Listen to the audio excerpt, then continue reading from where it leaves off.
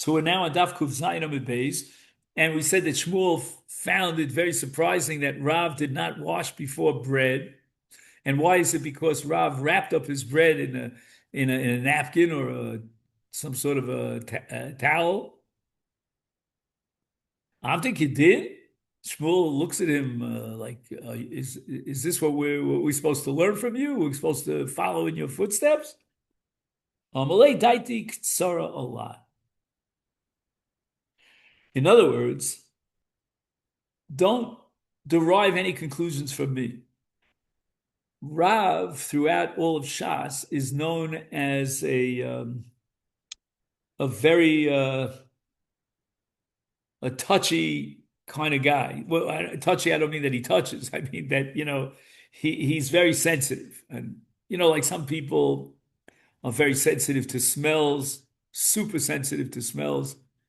And Daiti Kitsara means that he translates it here as fastidious. I don't know, that doesn't do it for me anyway, but he couldn't tolerate certain things, had very low toleration. So, if hands came in contact with food, that's something that Rav couldn't tolerate. He couldn't tolerate.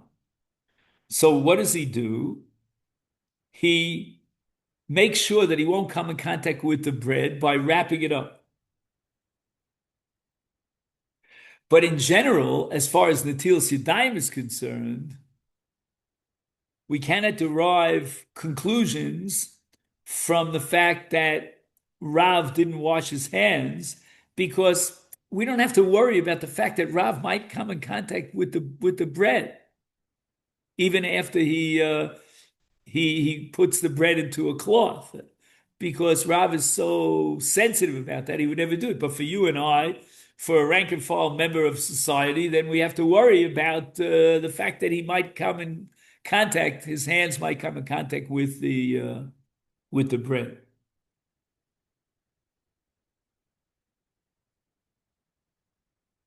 So, it's interesting here. Again, we don't have time for this, but we had a Gemara once in Maseches Shabbos about reading La'or Haner on Shabbos. And the Gemara says you're not supposed to read La'or Haner.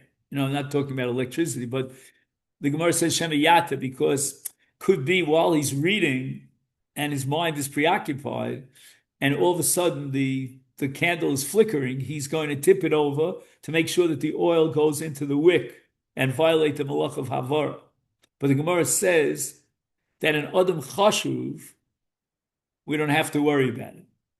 And what's an Adam Chashuv? You would think the Gemara would have said an Adam Tzaddik. A Tzaddik would never forget that it's Shabbos and inadvertently violate Havara. No, Adam Chashuv is someone who is so sensitive that he would never put his hands into oil. Do you follow? He's so fastidious, he would never put. Here also, we're not dealing with religious categories here. We're not talking with the from kind of Rav that he was a great tzaddik. We're talking about the Rav's, psychological nature, and based on that psychological nature, there's no chash, there's no fear that he would handle the bread directly with his hands. But for you and I, maybe we can't rely on gloves and so forth and so on. Anyway, Kisolik Reb Zera, well, usually we talk about, the Amoraim coming from Eretz Yisrael to Bavel. Here it's the opposite. Reb Zera came from Bavel to Eretz Yisrael. Ashkechinu Rav Ami Rav Asi Dekochli Bivloi Chamosos. So we had this concept of Bavloi Chamosos. These are skin bottles, right? And they were made out of skin. And when they got worn out, you could use them sort of like as gloves. So they would wrap these, worn out skin bottles around their hands and eat bread, and they didn't wash. Omar. And when Rav Zera saw this in Bavel by Rav Ami and Rav Asi, he said, wait a minute. Trey Gavri Ravi Kavasaichu, how could it be that you two great Amoraim, great scholars, litu b'deravu Shmuel? Are you making a mistake about Rav and Shmuel? Basically, you you want to imitate Rav. Apparently, they'd heard about Rav that Rav was, put a cloth around the bread and eat without washing. Um, how can you derive any conclusions from Rav? You missed the whole point. Hadaiti Ktsara Rav himself justified what he did without washing by the fact that he's fastidious. So you can't derive any conclusions from him. So at this point in the Shakla V'Tari the Gemara, we really don't understand Rav Ami Varvasi. How could they have eaten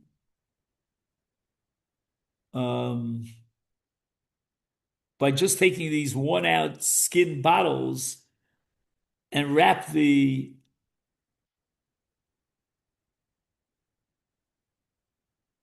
hands in. So the Gemara asks the question: Is Tanasita Hadi Omer of Tachlifa Bar Avimi Omer Shmud? Reb Zera falsely accused Rav Ami and Rav Asi of violating the halacha and eating without washing because of the statement of Shmuel that hitiru mapa liochle truma v'lo hitiru mapa liochle taras. And Rabbi Ami v'Rav Asi Kohanim hayu. Kohanim are preoccupied with shmiras taras hatruma.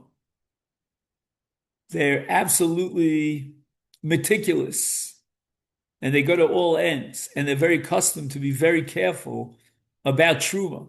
And if their hands have not been washed, then if they come in contact directly with the truma, they'll be mitami the truma. So in order to avoid that, they put these worn-out skin bottles over their hands so they wouldn't come in contact with the truma. For that, that's enough. They don't need to wash because we have no chash, it wouldn't cross our minds that they might accidentally come in contact directly with the truma. But as far as Chullin is concerned, we have to worry about the fact that without washing, he might come in contact directly with the. By the way, we see from here that Netilas Yadayim for Truma is a separate entity. It's a separate halachic concept. Because if it's part of the general halach of Netila, Chullin, Truma, it's all inclusive, then we don't make distinctions. That's called lo plug. We wouldn't say that, if you're eating Truma, then you're allowed to eat Truma without washing, just wrap your hands, so forth and so on, because we have to have standard halacha. See, boilu. What happens if Ruvain is feeding Shimon? Shimon is not coming in contact with the bread. Ruvain is putting the bread into Shimon's mouth. Does Shimon need to wash his hands? Toshma. I'll prove it from a story that took place where of Huna bar Schora. Interesting, his father's name was Schora. Usually Schora means business. And anyway, Havika Koi Kamed Rav Hamnuna, right? He was in the presence of Rav Hamnuna. And Bolam Le Umtza. Umtza is like steak on a grill. And Bolam means he roasted. So he roasted this steak on the grill. And apparently, as Rashi points out, he wrapped the roasted meat in a pita, we'll call it, right?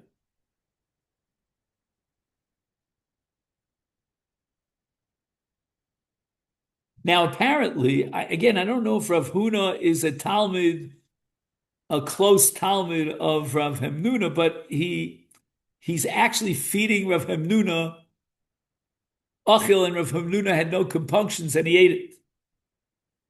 Why didn't he wash? Amalei. So Rav Huna said to him, Ilav Rav Hamnuna, I can't suspect you of not washing. You must have washed before. And I didn't know about it. But if I didn't know that you were the great Rav Hamnuna, lo sfinalach, I would not be allowed to feed you bread if you're not washing. My time, lab mishum deserve lo noga. So is it possible that in the case of Rav Hamnuna, he would be very careful not to touch the bread. And Rav Huna, he would rely totally, exclusively on Rav Huna to feed him.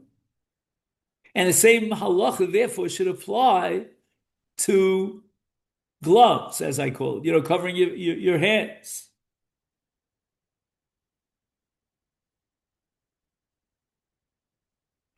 And certainly it would apply if Shimon is not coming in contact with the food and Reuven is feeding him the food. Shimon doesn't have to wash his hands. Again, that requires a lot of care on the part of Shimon. Make sure that you don't come in contact with the food. Mar rejects it low. In truth, if Reuven is feeding Shimon, Shimon requires Netilas Yadayim. But Rav Hamnuna is in a separate category. Just like we said, Rav was in a separate category because he's Daito Ktsara. Now we're going to say that Rav Hamnuna is a separate category. Why? Because Zaris. So what does the word Zaris mean? Zrizus, right? It's a great midah. If you go up, Pinchas Ben Yor's ladder, you get to Zrizus. It's even beyond Zahirus. And Zrizus means that when you have an opportunity to do a mitzvah, you're very diligent about it. You don't let it go by.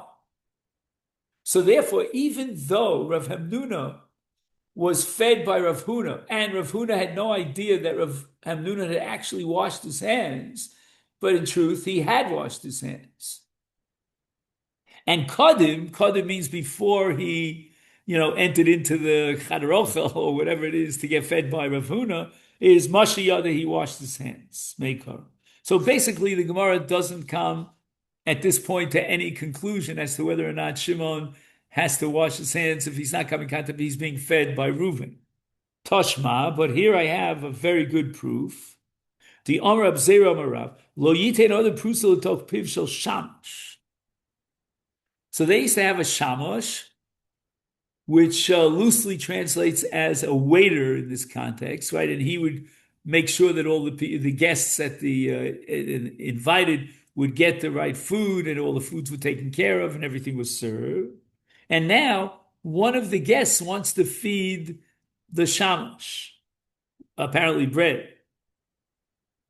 No, don't do it. Why? You have no reason to assume that the waiter washed his hands. If you saw him that he washed his hands, then you could feed him. Later on, we'll see that you shouldn't feed in shamash at all. But anyway, Hashamash v'rach al kol kos v'kos. Right now, we have a halacha that if you're a guest, when the food comes out, you anticipate that the Baal Bayis will take good care of you. You know what I mean? He'll feed you like Henry VIII, he'll give you enough food. So you don't have to make a bracha every single time. There's no hesed hadas. But in a case of a waiter, he doesn't know what they're going to give him to drink. He doesn't know that they're going to come out with a cup of wine and then another cup of wine and so forth and so on and allow him to drink. Therefore, every single time he drinks, he has to make another bracha. Bari priagov.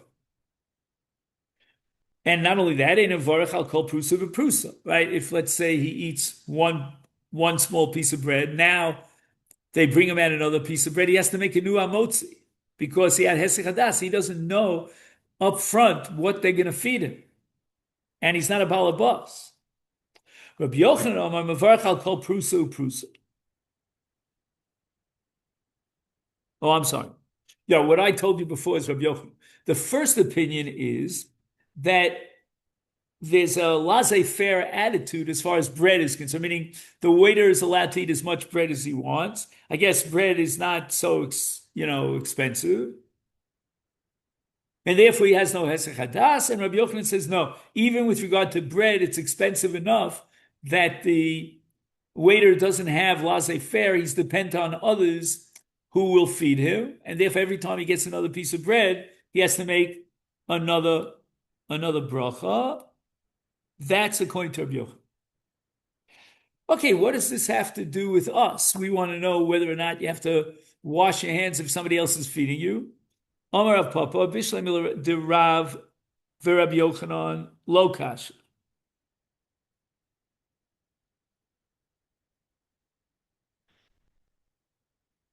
So the first halacha was said in the name of Rav, Lo Yitein Adam Prusa L'Tov Pivshel Shamish. And then we had halacha in the name of Rabbi Yochanan, Mevarch Hakol Prusa, every piece of bread. He makes a separate bracha. And just one second. And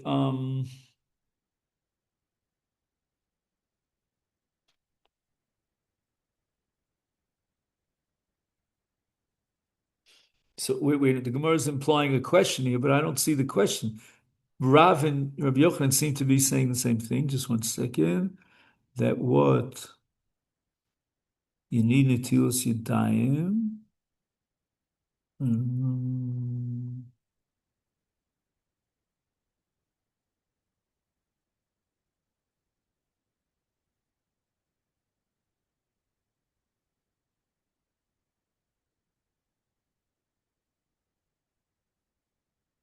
So at the face of it, that's what the Gemara is raising. There seems to be a head-on collision, a contradiction between Rav and Rabbi Yochanan, because Rav says that that with regard to bread, he's going to have to make a separate hamotzi lechem min aretz on every piece of bread. Rabbi Yochanan says no. No, I'm sorry, the other way around. Rabbi Yochanan says he has to make a separate bracha on each piece of bread. What did Rav say? Oh, Rav said, Eino Muvarach Hakol Prusa. Sorry. So Gemara says I can reconcile that. Why? Meaning, if the waiter is eating, is serving at a table where there's a great scholar, then the scholar will guarantee that the waiter is taken care of, which is interesting. That's the midah tova of a Talmud Chacham, and therefore the waiter feels he doesn't have to worry. Whatever he needs, if he needs another piece of bread, certainly they'll guarantee they'll supply it for him. But Rabbi Yochanan is talking about the leka adam chashuv, and if it's a leka adam chashuv, then the waiter is at the mercy of the people and the balabas, and he doesn't anticipate, that all his needs to eat bread will be taken care of. Mikol makom haka'amar ela imkein yodea. Oh, mikol makom means so forget about it. Let's leave out that whole discussion about whether the waiter, is assured and guaranteed that he'll get all the bread, or whether or not there's hesech hadas, he doesn't know if he'll get more bread. Forget about all that. What we have to know here is that Rav made a statement that was not contested by Rabbi Yochanan, and Rav had said that you can't feed bread to the waiter unless you know for sure that the waiter washed. So even though apparently they fed it, it's a little bit strange for my ears, but they fed the waiter as he was waiting. I guess his hands were busy on the waiting, and they fed him into his mouth. Nevertheless, Rav says we have to know that the waiter washed his hands. So Gemara answers, Shani Shamish Detir. You can't prove anything from a Shamish because he's Vanumit. He's totally preoccupied in his work and making sure that everything's taken care of and all the guests are fed properly, so forth and so on. And therefore, he might forget that, I didn't wash my hands, and then he might come in contact with the bread that, that he's being fed. But in a normal case, you and I, we don't have to worry about it. Somebody else is feeding you. You're not going to come in contact with the bread. You're not preoccupied, and you will be careful not to, if you didn't wash, not to come in contact with the bread. Now the Gemara goes on a little bit of a tangent in that same brisa. Bein shakos biyado bein shakos biyado shel balabayis shema yera dover kalkola besuda v'shamish. That's it. So what is the brisa telling me now? The balabayis might get shocked his attention is diverted if the guests at the meal start feeding the bread to the waiter. Maybe there's not enough bread, and he's very nervous, and maybe bread is expensive, and he doesn't want to waste it on the waiter. And as a result, he gets like upset, and if he's upset, he might have a dvar, he might choke on his drinking, or maybe maybe he'll concentrate on, his attention is distracted from his eating, and if he gets distracted, he might choke on his food. Okay, now we get to the main point. Hashamash shalom notel yodav also litain prusa l'tov piv. Okay, but again, the fact that the shamash requires natil sidaim in order to be fed bread, that doesn't prove anything because he's Torah. So it doesn't seem like the Gemara comes to any definite conclusion.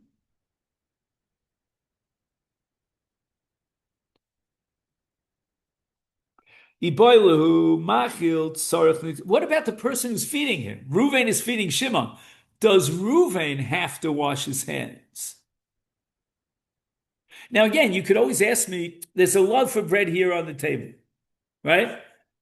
Do I have to wash my hands before I touch the bread? No. That's not an issue. The issue is if you're feeding someone, so you're involved in achila, does that give you the same status as the ochel, and therefore you require netilas yadayim? Toshma, Titoni, Tebei Menashe, Rabbi Shimon Gamliel Omer, Isha medichas yoda achas, b'mayim, v'nosenes pas libna katan. So now we're learning about Yom Kippur. And a mother has to feed her child bread on Yom Kippur. Now she's going to have to wash her hands before she comes in contact with the bread. So they allowed her on Yom Kippur to wash one hand and feed the child with one hand. That was Rav Shimon Gamliel's heter. However, Amru Olav, Al Shamay Azok Sherotza Lahachil B'Yodo Achas, V'Gozru Olav Sheyachilo B'Shteyam. This whole business that you only wash one hand and you have to feed your child on Yom Kippur with one hand, it's going to create a whole nervous tension over here. And at the end, maybe she won't even feed her child. So, and in fact, Shammai decided that he's not even going to allow himself to wash one hand. So they forced him, so to speak, meaning the Talmidei Chachamim, his colleagues at that generation, they said, you know what? You're going to feed your child with two hands. But in any event, the whole business here is about Netilas Yadayim, which is one of the Inuyim of five Inuyim Yom Kippur, of Rechitzas Yadayim. And we see that you have to wash your hands before you feed. So from this, we could drive the conclusion that even though you're feeding somebody else, but you yourself have to wash your hands. Omar Abai says, no, that's not correct. Hasa mishum shivta. Okay, so here we go back, to the evil demons and all that stuff. And apparently, when you wake up in the morning, before you do what's called negelvasa, there are demons that are on your hands, some sort of spirit, ruach ra, sheshor al yodav. And now, if he comes in contact with food, then it makes the food, I don't know what, but it's very dangerous. And he's got to wash his hands a la boker in order to get rid of the shifta. By the way, in the note here, he talks about Yom Kippur, washing your hands on Yom Kippur before you touch food. And even though there's an Isur Chitza, but we're going to be lenient about it. Anyway, getting back to this Gemara, Abai says, the issue of washing your hands before you feed someone else has nothing to do with Netilas Yadayim. That's not what it's all about. What it's all about is having that ruach ra that will be contracted by the food if you don't wash your hands, but not because of the separate mitzvah of netilas yadayim. So just thinking out loud, I don't know if this is correct or not, that in the Havamina, when the Gemara wanted to prove from Shammai HaZoken and Reb Shimon ben Gamliel that somebody's feeding has to wash, that might require a bracha. But here, according to Abaye, that we're dealing only with getting rid of the evil spirits, I wouldn't make a bracha on that netila. Anyway, Toshma, the final conclusion of this whole discussion, the Avud Shmuel Ashkel Shmuel Kabo. So little Shmulik is crying when he comes back from Cheder, and his father says to him, Amai Kabach, what happened in Cheder? And the answer is, says Shmuel, the Machin Rabosai. My Rebbe hit me. In a modern context, that's a no-no. But anyway, in the Gemara's context, that's accepted. The Amali, why was my Rebbe so angry at me that he hit me, says Shmuel? Because he accused me because Sofis Lebroi v'lo mashas yodech, that I fed his child, meaning the Rebbe's son, who was apparently in the same class, and I didn't wash my hands. So Shmuel's father says to him, "Milo, why? You're mature enough to know that before you handle bread, you wash your hands." Amalei, Shmuel responds, this little child Shmuel is a lamdan, and he says, "Who achel v'nachtan ashina?" I mean, I don't get it. I have to wash my hands if he's eating. I'm not eating. In other words, the chiyuv of washing your hands is on someone who eats, not someone who feeds. Amalei, Shmuel said, "Lo mistayeh de lo gomer mimcha nami moch," meaning Avud Shmuel accepted Shmuel's reasoning, and he said it's bad enough that your Rebbe didn't learn the halachas of the Tilas Yadayim properly, and came to the mistaken conclusion that you, as the feeder, have to wash your hands before you feed. But beyond that, is mimcha nami mochi, and he hit you? Hilchasa, however, the Gemara paskins that ochel machmas machil tzorch netilas yadayim, that someone who's feeding has to wash his hands. I'm sorry. One who's being fed, right? Machmas machil. He's eating machmas machil. He has to wash his hands because he's an ochel. But machil, the one who's feeding him, ain't no tzarf netilas yadayim, like Shmuel. And now we get to the Mishnah. Tzor adam basar ugvina b'mitpachas achas, right? As long as you make a separation between the meat and the cheese, you could wrap it up in one cloth. Ubilvad shelo yinogim zeh, they don't touch each other. Reb Shimon Gamliel omer, shnei achsanoim, two guests that are lodged in an inn, and let's assume they don't know each other. This one's coming from the north, this one's from the south. Is ochlan shulchan echad, they could eat zeh basav zeh gvina on the same table, and Choshev, we're not afraid that one is going to feed the other. But the Gemara says, why are you telling me that you can only wrap meat and cheese in the same cloth as long as you can guarantee they don't touch each other? I mean, you wrap it up in such a way that the meat doesn't have any contact with the cheese. Who cares? Tzonein b'tzonein. As we said, the Isur Basar B'cholov is only after Bishul. And here we're talking about cold stuff. Amar Abaye, nehi de klipa lo boy, hadacha milo boy. So even though it's true, there's no real nesinas tam in tzonein b'tzonein, but there's a surface level of contact, especially with fatty foods, and therefore you need hadach. I mean, you have to wash off something. Now, whenever you have to wash off something, the lechatchila, don't put yourself into that situation where you have to wash it off. Rav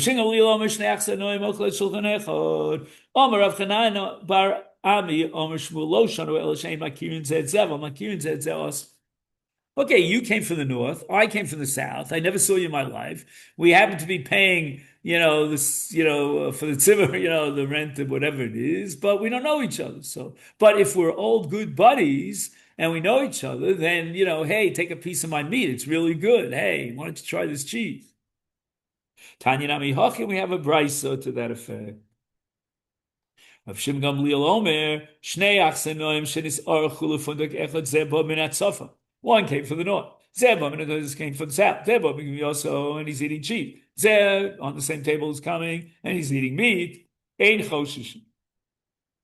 However, lo asru ela b'tfisa achas. What's this tfisa achas? In one bundle. Tfisa achas salkedaitach. What do you mean? They put the meat and the cheese in one bundle? Nobody would do such a thing. You're not allowed to do such a thing. Ela ke'ein tfisa achas. What does it mean? So here we have a halacha called a simon. Simon means that if two people are eating at the same table, we need some sort of object that separates between the two. And that will guarantee that they'll remind themselves that they're not allowed to share their food.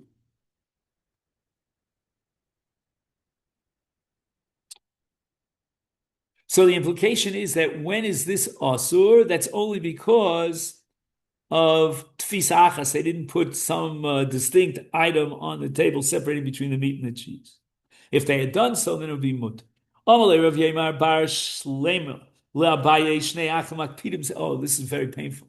They're two brothers that don't get along. That's really painful. That's like Zeichel Churban, sinas kinum. So Makpidim said they would never think of eating one from the other's plate because they're back against back. They don't even look at each other. But we have a principle called lo plug. Yomru, somebody who's on the side, he's a spectator. He doesn't know that they don't get along. He thinks that all brothers love each other. And now the Gemara introduces a phrase that comes from Masechet Pesachim, kol asrikin asurin usrike baitus mutarim, which is read in an inflection of a question. I mean, it's a rhetorical question. Could it be that all the bakers in town, you're not allowed to put a what's it called, a stempel, a decorative design on the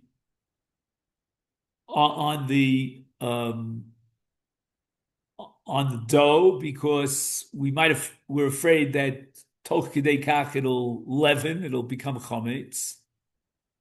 But in the case of baitus, we really should allow it because in the case of baitus, they etched out these decorative designs by hand. That's called the srikin of baitos.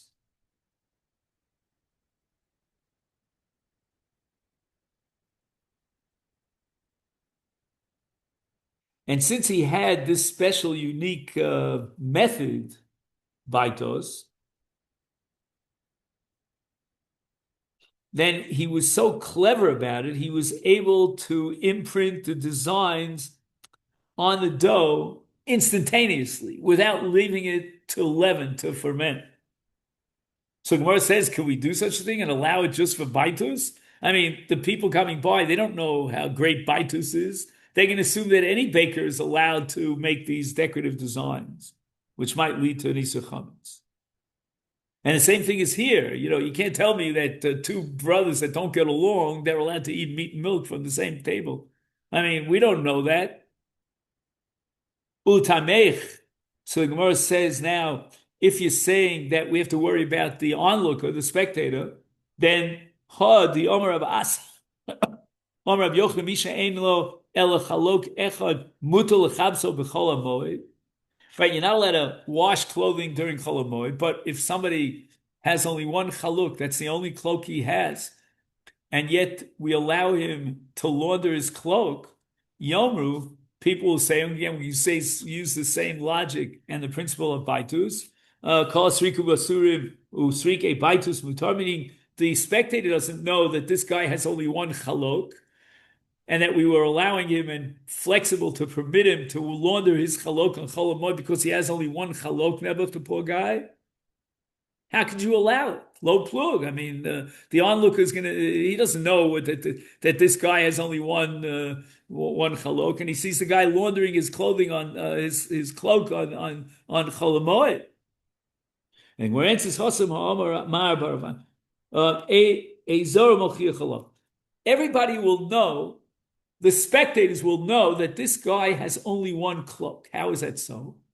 Because in those days, when you laundered your cloak, there was a belt, and the belt had to be cleaned.